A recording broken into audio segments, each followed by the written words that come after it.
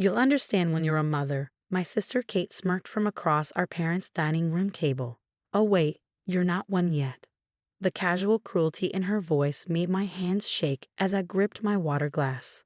I'm Emily, 34, and I just discovered my parents had emptied my adoption fund to pay for Kate's fourth round of IVF. We had to make a choice, Mom said, reaching for Kate's hand. Your sister needs this money now. You can still have children naturally, Emily. You're just being stubborn about adoption. I stared at the bank statement in front of me, the account balance mocking me with its zeros. 10 years of savings, nearly $45,000 I carefully set aside, gone without my permission. All because my parents were still co-signers on the account I'd opened at 24, when my first adoption attempt fell through. You had no right, I managed to say, my voice steadier than I felt. That was my money, my future. Dad cleared his throat, straightening his tie the way he always did when he was about to deliver what he thought was irrefutable logic. Kate's biological clock is ticking, princess. She's already 32, and they've been trying for 3 years. Your adoption plan can wait. Can wait. Like I hadn't been waiting my whole life to be a mother. Like I hadn't spent years coming to terms with the fact that pregnancy wasn't an option for me after the accident at 16 that left me unable to carry a child. Like my dream of motherhood somehow mattered less because it didn't involve passing on the family DNA. Besides, Kate added, absently rubbing her flat stomach, this time it's going to work. Dr. Marshall says my chances are excellent. You'll be an aunt soon. Just like the last 3 times we're going to work. I thought but didn't say. Instead, I stood up, gathering my things with shaking hands. I have to go. Emily, don't be dramatic, Mom sighed. We're family. Family helps each other. Family helps each other, I repeated slowly. Is that what you call stealing my adoption fund? Helping. We didn't steal anything, Dad protested. We're co-signers on that account. It was a joint decision. Joint between whom? I asked, because no one consulted me. Kate rolled her eyes. You're being selfish. This is about bringing a new life into the world. A real part of our family. The implication that my future adopted child wouldn't be real family hit like a physical blow. I turned and walked out, ignoring their calls after me.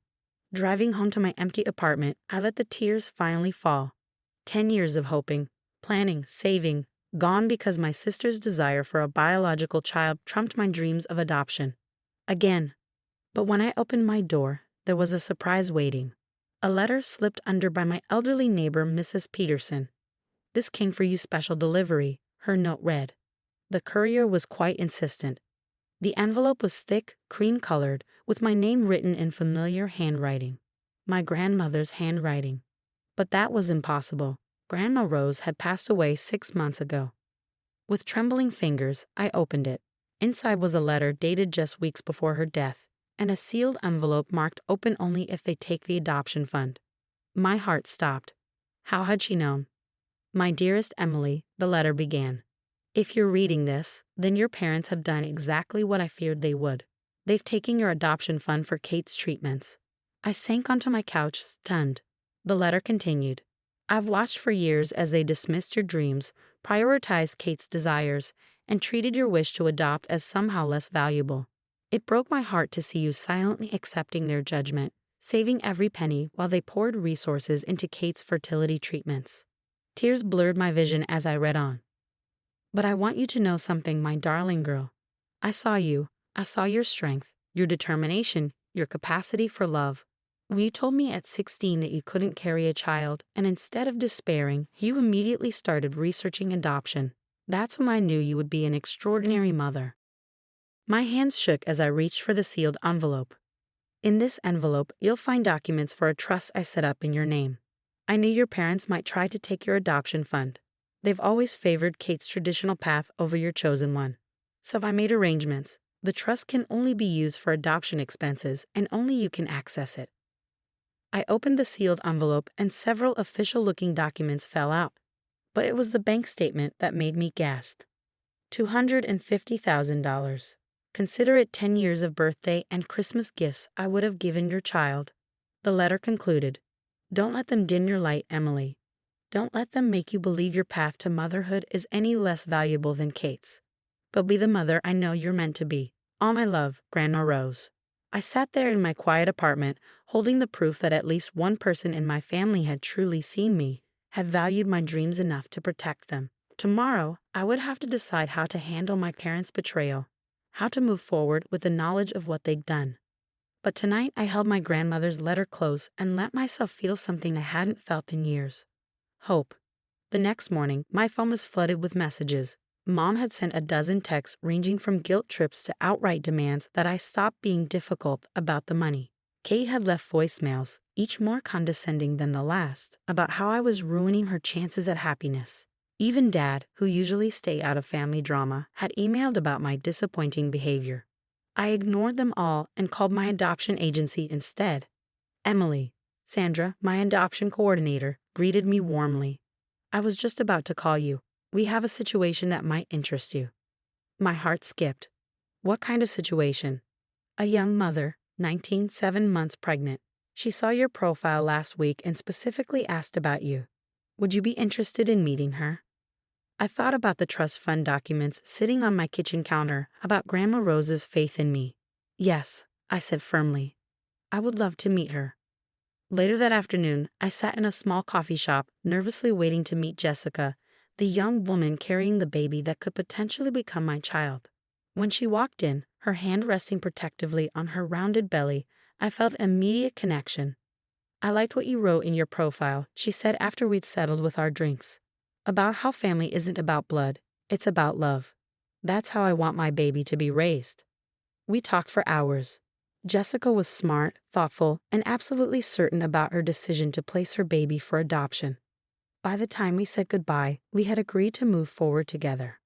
I was floating on air when I left the coffee shop, until I saw Kate leaning against my car. "Mom's crying, she said without preamble. "She can't believe you're being so selfish about this." I took a deep breath. "I'm not having this conversation, Kate. The money's already spent anyway." She continued as if I hadn't spoken.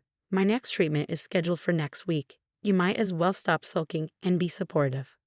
"Like you've been supportive of my adoption plans?" I asked quietly. She waved dismissively. "That's different.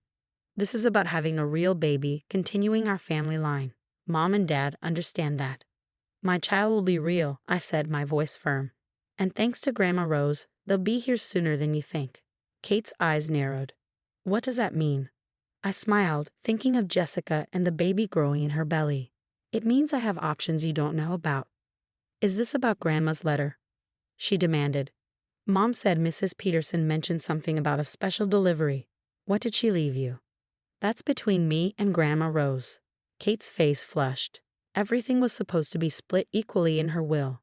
If she left you something extra, that's not fair." I thought about all the years of unequal treatment, of my parents pouring resources into Kate's fertility treatments while dismissing my adoption plans. "Fair," I laughed. "You want to talk about fair?" "Mom and Dad need to know about this," she threatened, pulling out her phone. "Go ahead," I said calmly. Tell them. Tell them that Grandma Rose believed in my dreams enough to protect them. Tell them that while they were stealing my adoption fund, she was making sure I'd still have a chance at motherhood." Kate's hand trembled as she lowered her phone. "You're lying. Grandma wouldn't have played favorites like that." "She didn't play favorites," I corrected her. "She played fair, actually fair, not your version of it. She saw what was happening and made sure my path to motherhood was protected, just like Mom and Dad protected yours." "I need that money more than you do," Kate burst out. "This is my last chance." "No," I said firmly. "What you need is to accept that you don't get to dictate how I become a mother. What you need is to understand that your desire for a biological child doesn't trump my dreams of adoption." I unlocked my car, sliding into the driver's seat. "By the way," I added through the window, "I just met with an expectant mother who's chosen me to adopt her baby. She's due in 2 months. I thought you should know you're going to be an aunt. For real this time." The look of shock on Kate's face as I drove away was something I'll never forget. By the time I got home, my phone was ringing with calls from my parents, but I ignored them. Instead, I took out Grandma Rose's letter and read it again, drawing strength from her words. Tomorrow, I would deal with my family's reaction. Tomorrow, I would start setting firm boundaries and making it clear that their behavior would no longer be tolerated. Tomorrow, I would begin preparing for my baby's arrival. But tonight, I sat in my quiet apartment and wrote a letter of my own to my future child, telling them about their great-grandma Rose, who believed in love more than blood, and who made sure that we would find each other. 2 months passed in a whirlwind of preparation. I painted the nursery a soft sage green, filled it with children's books and handmade blankets, and spent every free moment getting ready for my baby's arrival. Jessica and I grew closer, meeting weekly for lunch and sharing hopes for the future. My parents' reaction to the news was exactly what I expected. Mom showed up at my door unannounced, oscillating between tears and accusations. "How could you move forward with adoption without consulting us?" she demanded. "And what's this about a secret trust from your grandmother?" "I don't need to consult you about my path to motherhood," I replied calmly. "And Grandma Rose made her choices, just like you made yours." Dad tried a different approach, calling with a business-like proposition. "Look, Princess, maybe we can work something out. You could share the trust money, help your sister, and still have enough left for adoption later." "No," I said firmly. "The trust is for adoption expenses only. Grandma Rose made sure of that." Kate's IVF treatment failed again, leading to another round of guilt trips. "If you had helped, maybe it would have worked this time," she sobbed over the phone. "This is partly your fault." I let her words wash over me without sticking. My focus was on the future, and my babies. Then, on a sunny Tuesday morning, Jessica went into labor. I rushed to the hospital, my heart pounding with equal parts excitement and nerves. 12 hours later, I held my daughter for the first time. Looking down at her perfect face, I whispered, "Hello, Rose." Jessica smiled tiredly from her hospital bed. "Rose, that's beautiful." The next day, as I was completing the adoption paperwork, my parents and Kate showed up at the hospital. Mom burst into tears when she saw the baby, while Dad stood awkwardly by the door. Kate hung back, her face unreadable. "She's gorgeous," Mom whispered, reaching for Rose. But I didn't hand her over. "Before you hold her," I said quietly but firmly, "we need to be clear about something. Rose is my daughter. Not your do-over baby, not Kate's substitute, not a consolation prize. Mine, and if you want to be part of her life, things need to change." "What do you mean?" Dad asked. "I mean no more dismissing adoption as second best. No more comments about real family or blood relations. No more trying to control my choices or steal my money. Rose deserves better than that, and so do I." Kate stepped forward, surprising me by speaking up. "She's right," she said softly. I've been awful about this. Seeing her now, she's perfect, Emily. She's your daughter." Mom dabbed at her eyes. "But we're still her grandparents. We still want to be involved." "Then prove it," I said. "Show me you can respect my choices, support my path, and love Rose for exactly who she is. My daughter, chosen through love rather than born through blood." Looking down at Rose's sleeping face, Mom nodded slowly. "We can do that. We will do that." Over the next few weeks, something shifted in my family dynamic. Mom stopped pushing Kate's fertility struggles into every conversation. Dad started asking genuine questions about adoption and bonding. And Kate surprised me the most. She came over one afternoon, bringing a handmade blanket for Rose. "I've been seeing a therapist," she admitted, "working through some things. I realized I've been so focused on having a baby that I forgot about being a sister or an aunt." Rose grabbed her finger, and Kate's eyes filled with tears. "She's amazing, Emily. You're amazing. I'm sorry I couldn't see that before." 6 months later, we gathered at my house for Rose's naming ceremony. As I looked around at my family, Mom and Dad beaming proudly, Kate taking photos, Jessica and her family joining us as extended relations, I felt Grandma Rose's presence strongly. On a mantel sat her picture, and next to it, in a frame, the letter that had changed everything. My mother paused by it, reading the words she'd never seen before. "Mom always did see things clearly," she said quietly. "She saw you, Emily, when we were too blind to look. Thank you for giving us the chance to see you now." Rose chose that moment to let out a happy squeal, drawing everyone's attention. As my family gathered around her, their faces full of genuine love and joy, I silently thanked Grandma Rose for her gift. Not just the trust fund that had made this possible, but the wisdom to know that sometimes love needs a little help to find its way. Later that night, after everyone had gone home, I rocked Rose to sleep in the nursery painted sage green. Your great-grandma Rose would have adored you, I whispered. She knew you were meant to be mine even before I found you, and she made sure nothing would stand in our way.